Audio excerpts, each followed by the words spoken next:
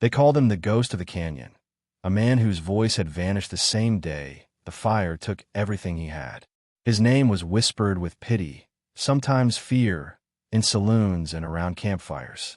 Folks said he hadn't spoken a word in over 7 years, not since that night when the flames swallowed his cabin, his family, and what little light he had left. He lived alone, tucked in a crooked shack at the edge of nowhere, his beard long, eyes hollow, and silence wrapped around him like a second skin. Most avoided the trail that led to his place, not out of danger, but because some wounds are too sacred to look at. He didn't wave to riders. He didn't trade in town. He didn't answer when people tried to ask his name. He just existed, day after day, mending fence, splitting wood, boiling beans over a fire that never burned bright. No one knew what he still believed in, or if he believed in anything at all, until one morning, when the frost was thick on the ground and a pair of barefoot footprints appeared on the front porch. The boy couldn't have been more than 6 or 7, filthy, shivering, clothes torn to rags. He didn't knock. He just stood there, staring through the cracked window with eyes too tired for someone that small. The man opened the door not with kindness, but out of instinct. The boy didn't flinch. He just stepped inside, looked up at the silent figure towering over him, and said one word that cracked the silence wider than any fire ever had. Pa! The old man staggered backward, like he'd been shot through the chest. His lips parted, breath caught, but no sound came. He dropped to one knee, not out of weakness, but as if the weight of that word had dragged him to the earth. Pa! It wasn't just a name. It was a key, a plea, a resurrection. And in that fragile voice, something buried deep inside the man began to stir, something that had forgotten how to rise. His fingers trembled as he reached out, touching the boy's cheek like it might vanish. That day didn't end with words, but something more powerful happened. A fire was lit inside that shack, not just in the hearth, but in the man's chest. A word had found its way where even grief couldn't reach. And what followed was not a return to who he had been, but the beginning of someone entirely new. Because in the Old West, where pain is as common as dust and silence often hides the deepest scars, sometimes all it takes is one barefoot child and one sacred word to bring the dead back to life. The man didn't sleep that first night. He sat in the rocking chair by the fire, one eye on the boy curled up beneath an old horse blanket, the other lost in the flames. That single word, Pa, echoed louder than gunfire in the chambers of his chest. It wasn't just a sound, it was a summons. Something ancient had stirred, something that had once laughed, held, protected, and shattered. He hadn't spoken in nearly 8 years, but now, with the boy breathing softly on his floor, his silence felt heavier than ever. Not out of choice anymore, but because he didn't know how to speak. Morning came with a pink sky and the crunch of frost beneath boots. The boy awoke hungry, and without being told, went to the fire and blew it back to life. He cracked an egg the man didn't remember still having, stirred beans without asking, and served both on the only 2 tin plates the cabin had left. The man stared wide-eyed. No begging, no whining, just movement. The boy worked as if he'd always belonged there. And maybe, in some strange way, he had. He tried not to watch too closely, tried not to see his son's face in the boy's eyes, or hear his late wife's hum in the way the child stirred the pot. But the mind plays tricks when the heart's been empty too long. The man sat at the table, pushed the food around his plate, and then, without knowing why, muttered one word. Eat. It cracked out like a branch snapping in the woods. The boy looked up, eyes wide. The man was more surprised than he was. His voice, rusty and low, was still there, just buried. From that moment on, the silence between them began to shift. The man didn't speak much, just enough to teach the boy what needed to be done. How to stack wood, clean traps, mend a fence. The boy listened like someone who had never been taught anything before, soaking up each word like water in drought. He didn't ask questions. He didn't run. He simply stayed, like the wind had blown him in on purpose. And though the man didn't understand where the boy came from or why he'd chosen that word, he didn't press.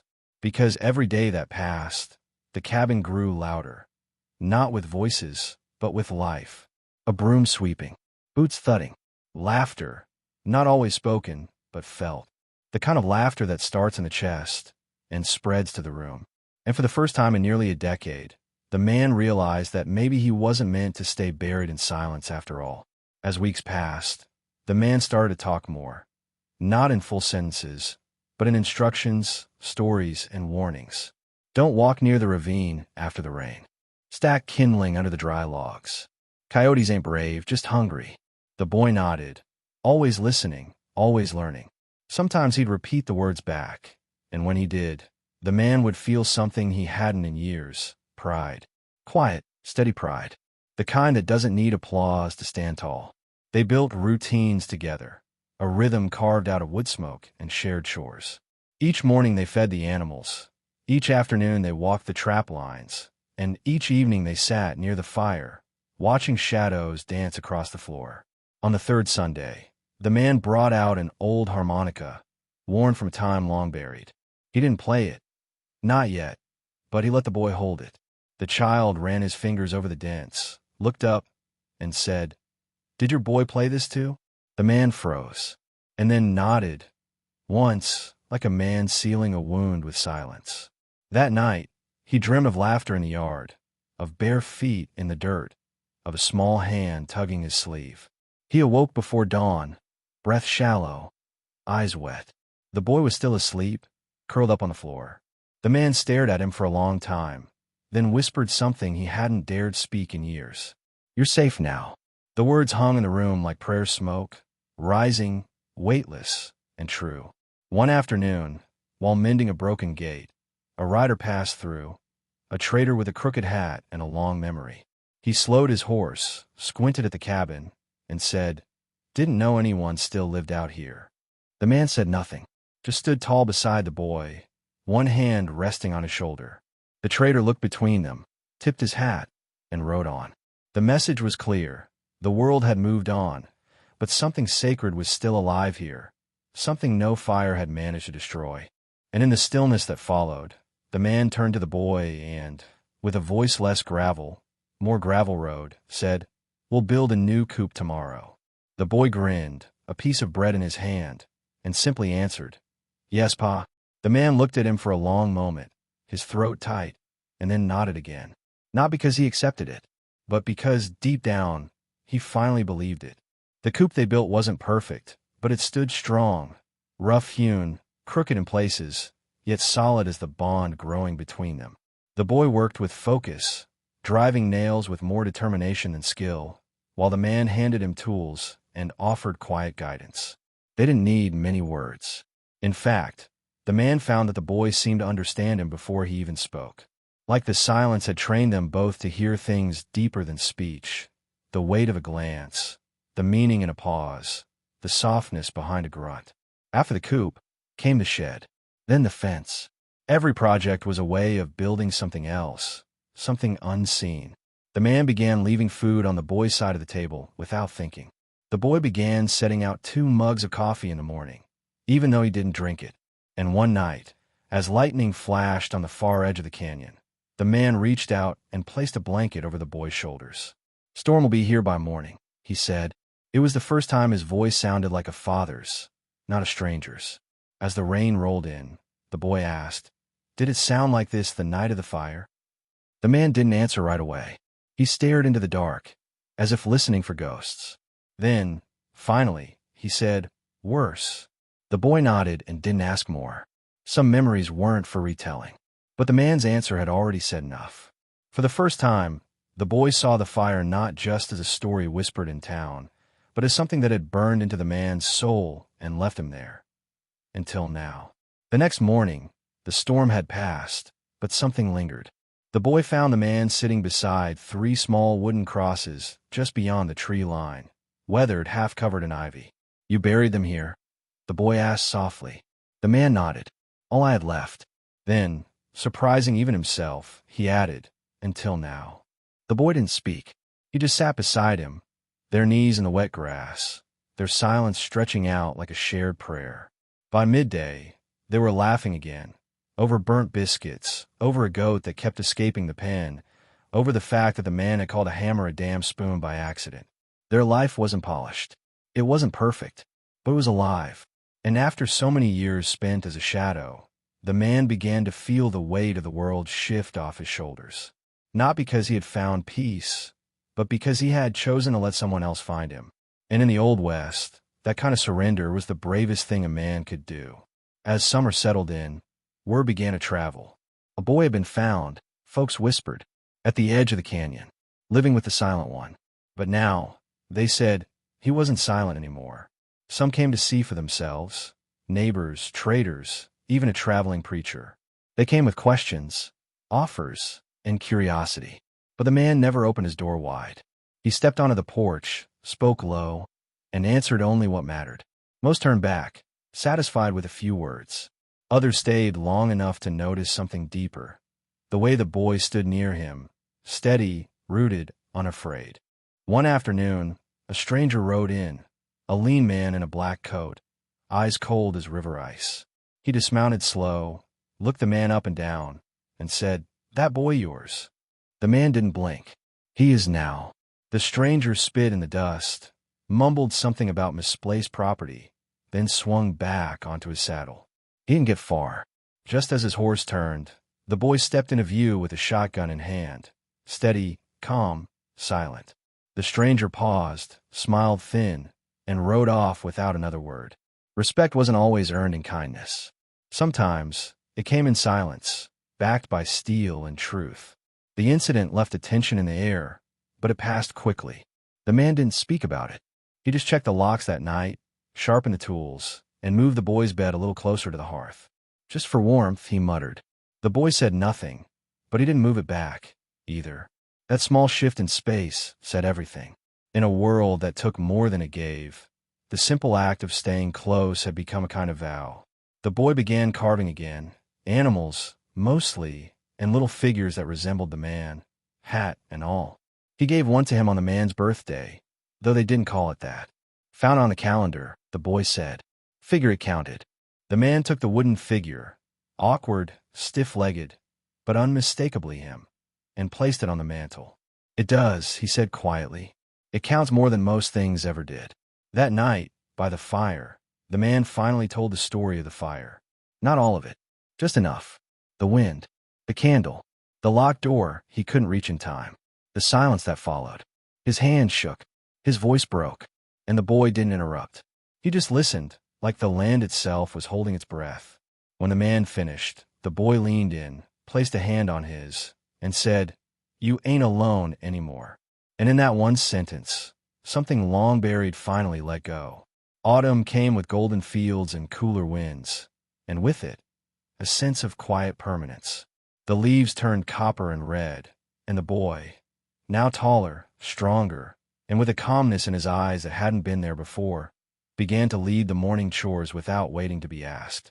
The man watched from the porch some days, pipe in hand, not to supervise, but to remember. He saw his past and his second chance working side by side, and for the first time in years, the weight of memory no longer felt like a chain. One morning, the boy returned from the creek with a rabbit in hand and mud on his boots. "Saw tracks," he said. "Two more by the bend." The man smiled. "Then we'll check it together at dusk." These weren't just words anymore. They were agreements. Unspoken contracts between two men who had learned how to live in the shadow of grief without being swallowed by it. The boy's voice had deepened, but he still said "Pa" with the same reverence as the first time. And every time he did, the man felt something inside him rebuild. They added new shelves to the cabin, new pots, repaired the roof, and one day, without ceremony, the boy hung 3 small carvings above the hearth: a woman, a young boy, and a figure that looked just like the man. "I thought maybe they should be here," he said. The man said nothing. He only nodded, heart aching in the best way. Pain would always be part of his story. But now so was healing. And that balance, that sacred tension between remembering and moving forward, had become the soil they both stood on. The townsfolk grew used to seeing them ride in together once a month for supplies. People stopped asking where the boy came from. They just greeted him with nods and treated them as one. The blacksmith offered extra nails. The widow at the general store gave them warm bread, just because. No one dared question their bond anymore. It was too obvious, too true. And truth, in a town full of hollow men and shallow stories, always stood out like a sunrise after storm. On the first frost, The boy brought out a thick quilt he'd been stitching by hand, a gift for the man. It wasn't perfect. The corners were uneven, but the man wrapped it around his shoulders like it was made of gold. "You're becoming quite the craftsman," he said. The boy grinned. "Had a good teacher." The wind howled outside, but inside, the cabin held something rare in the West. Warmth born not from firewood, but from love. The snow came heavy that winter, blanketing the land in silence once more. But this time, it wasn't the silence of sorrow. It was the hush of rest, of contentment. The cabin was sturdy, the pantry stocked, and the fire burned bright. Most nights were spent reading, carving, or talking low about the spring chores ahead. The man's voice had returned fully now, rough around the edges, but steady. And when he laughed, it came from deep in his chest, startling even him some nights. During one of those quiet nights, the boy asked a question he'd clearly been carrying for a while. "Why did you stop speaking before me?" The man didn't flinch. He stirred the fire slowly, then answered, "Because everything I loved was gone. And I figured, if there was no one left to hear me, what was the point of making sound?" The boy nodded. "But you spoke when I came." The man looked at him for a long time. "Because for the first time in years, I heard someone call me back." The snow kept falling, but the days inside grew warmer. The boy began writing in a small leather journal the man had gifted him. Scribbles, stories, questions. He showed it to no one, but the man respected that. "Some things need to be said just for yourself," he told him. "Not all truths are for the world to carry." The boy smiled, closing the cover gently. "I'm writing about the fire, but also about after." The man blinked, emotion rising unexpectedly. "That's the story that matters most." Then came the day the boy brought home another stray, a young girl, no older than he had been when he first arrived. She was bruised, silent, and barefoot. The man looked at her, then at the boy. He didn't ask questions. He just stepped aside and said, "We've got room." The boy guided her to the fire, placed a quilt around her, and poured her warm broth. And as she sat there, trembling, quiet, the man realized he was witnessing the beginning of a new story. One not built on loss, but on continuation. And that night, as the wind howled through the canyons and the fire crackled with purpose, the man sat back in his chair, eyes full, heart still. He thought of how far they'd come, from silence to song, from ashes to warmth. And he knew, deep down, that the boy calling him Pa had not only returned his voice, but had rewritten his soul. Spring returned like a promise finally kept. Soft rains, green shoots, and the sound of birds nesting near the roofline again. The girl, once pale and timid, now smiled more. She followed the boy through the fields, asking questions he answered with quiet patience. The man watched them from a distance, not as a guardian, but as someone witnessing something he thought he'd never see again. New life taking root in the soil of what was once sorrow. They planted more that year, not just crops, but trees. Apple, peach, and 2 tall aspens by the fence where the boy had first stood all those seasons ago. "They'll outlive us both," the man said, patting the boy's shoulder. The boy nodded. "Then we'll give them a good place to start." There was wisdom in his voice now, the kind that comes not from books or sermons, but from survival, from healing, from being loved when you least expected it. When summer came, the boy built a new room onto the cabin with his own hands. For the girl, she had begun calling him brother, and the name stuck, not because they shared blood, but because they shared a beginning. The man offered to help, but the boy insisted. "You built everything else. Let me build something for us." And with every nail driven, with every beam raised, it was as if he was repaying a debt the man had never asked him to carry. One evening, as fireflies blinked across the fields and the stars stretched wide above, the 3 of them sat on the porch. The girl leaned on the boy's shoulder. The man rocked slowly in his chair. No one said much. They didn't need to. The silence wasn't empty anymore. It was full of everything they built. Trust, family, peace. The kind of silence that meant everything had already been said with action, with time, with love. The man looked out over the land and whispered more to himself than anyone. "Never thought I'd see this again." The boy glanced at him, then at the girl, then back to the horizon. "Maybe it was never gone," he said. "Maybe it was just waiting." The man chuckled, deep and warm, and reached for his harmonica. This time, he didn't just hand it over. He played, and in that tune, raw, broken, beautiful, was every word he hadn't spoken, every wound, every healing, every paw that had ever mattered. The town finally invited them in, not as curiosities, but as kin. A letter arrived one morning asking the man to speak at a memorial for those lost in the canyon fire years before. He stared at the letter for a long time, the past pressing against his ribs. The boy found him on the porch later, still holding the paper. "You don't have to," he said gently. "But if you do, I'll be right there." The man nodded, his jaw tight. "I think it's time." They rode in together, slow and steady. Heads turned, but not with judgment, with recognition. The people remembered the silent man who once walked like a shadow. Now he sat tall on his horse, the boy beside him, the girl just behind. When he stepped onto the wooden platform near the church, the crowd quieted, not out of obligation, but reverence. He looked at them, cleared his throat, and for the first time in nearly a decade, told the truth. He spoke of love, of loss, of fire, of silence. He spoke of the moment a barefoot boy had called him Pa, and how that single word had rebuilt what flames had once devoured. He didn't speak with flair. He spoke with weight, with honesty. And when he finished, no one clapped.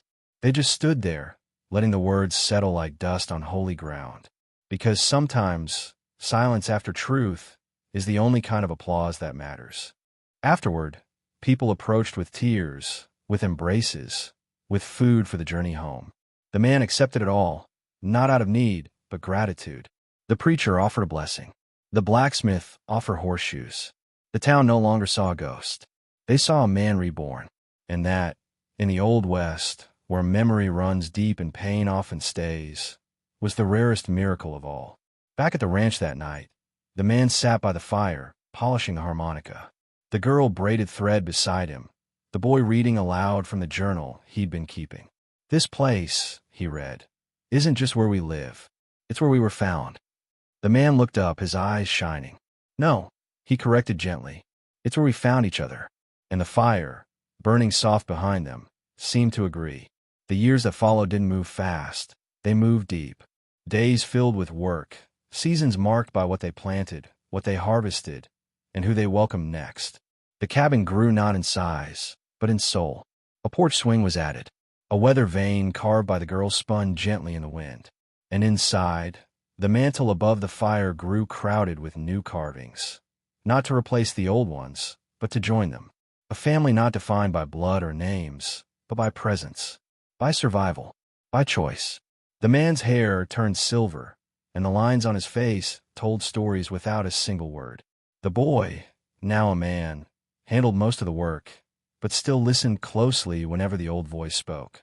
There was weight in it now, a rhythm of wisdom shaped not by books, but by loss, and by the love that rose after. The girl had taken to writing, filling pages late into the night, documenting not just what had happened, but what it meant. "If we don't write it down," she said one evening, "who'll know it ever lived?" Visitors came more often, some seeking help, some seeking shelter. All left changed, not because of a grand sermon, but because of the way the man said, "You're welcome," and meant it with his whole chest. Because of the quiet strength in the boy now man's eyes. Because of the way the girl handed a bowl of stew as if it were sacred.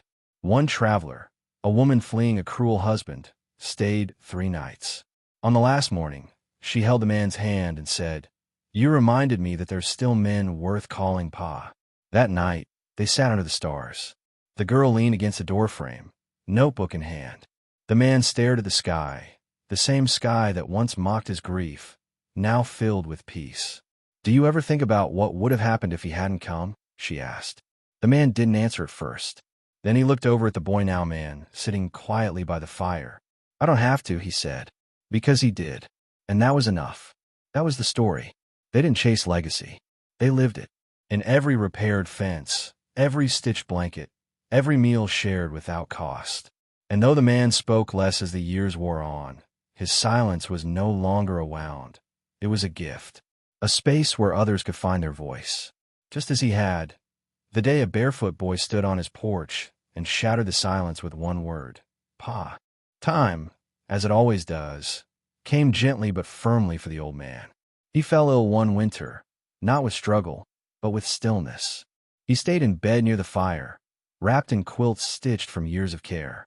The boy now man never left his side, nor did the girl, now grown, fierce and full of stories. They took turns reading aloud, whispering memories, placing old carvings in his hands. "You built this," the girl said, voice trembling. "Not the house. Us." On his final day, the sky was clear. Snow melted on the roof, and a sparrow, the same kind he once watched with his lost son, landed on the windowsill. He saw it, smiled, then turned to the boy, no longer a child, but still his. He reached out with a frail hand, gripped the boy's wrist, and whispered with his last breath, "You saved me." The boy bent down, placed his forehead against the old man's, and said, "You brought me home." And just like that, he was gone. They buried him beneath the aspens, beside the 3 original markers, now weathered but standing tall. The service was small, no preacher, just the 2 of them and the wind. The girl read from her journal. The boy placed the harmonica in the earth beside him. He played again, he said, even when he thought he never would. And then, in the silence that followed, the boy spoke a word that rang through the canyon like church bells. Pa. Life at the ranch continued, as he would have wanted. The porch was rebuilt. New hand arrived. And every evening, as the fire burned and the stars returned, the boy now man, now simply the man, sat in the old rocking chair, the same one that had once held grief. Only now, it held legacy. The girl taught others to write their own stories. And together, they kept the ranch open, the fire lit, and the door never locked. And so, in a land where silence once ruled, where fire took everything but a soul's last spark, a story was born. Not of what was lost, but of what was rebuilt. A barefoot boy, a broken man, a single word spoken in love. And from that word, everything. Some stories don't need a hero on a horse or a gunfight at sunset. Some stories live quietly, like an ember buried deep in the ashes, waiting for a single breath of hope to bring it back to life. This was one of them. A man silenced by grief, lost in the hollows of his own mind, and a barefoot boy who knocked without knocking, who didn't ask for anything but gave everything with just one word, Pa. And in that word, he offered not a memory, but a future. What began as 2 broken lives colliding in the dust became a testament to what the West rarely shows, that true strength is not in what a man can carry alone, but in what he dares to carry with someone else. The man didn't speak to command. He spoke to connect. The boy didn't stay because he was rescued. He stayed because he was seen. And in the quiet, between chores and winters and shared firelight, they built what fire couldn't burn, belonging. Through seasons, storms, and strangers, their bond became a refuge for themselves and for others who came after. And though the old man's voice eventually faded again, it wasn't silence this time. It was legacy, a story passed not with speeches, but with gestures, with kindness, with the strength to stay when it would have been easier to run. Because sometimes the loudest message comes from the man who says the least, but means every word. So if this story stirred something in you, maybe it's because we all carry a little bit of that boy and a little bit of that man. Maybe you've needed to hear Pa. Maybe you've needed to say it. Or maybe you just needed to be reminded that no matter how far gone something seems, love can still call it back. Even in the dust, even after the fire, even in a whisper. If this story touched your heart, let it live beyond this screen. Subscribe to the channel so you never miss the next tale that just might speak to the silence inside you. Like the video if you believe that healing is possible. And share your thoughts below, the moment that moved you, the lesson that stayed with you, or the person this story made you think of. Because sometimes, all it takes is a word. And maybe, that word is yours.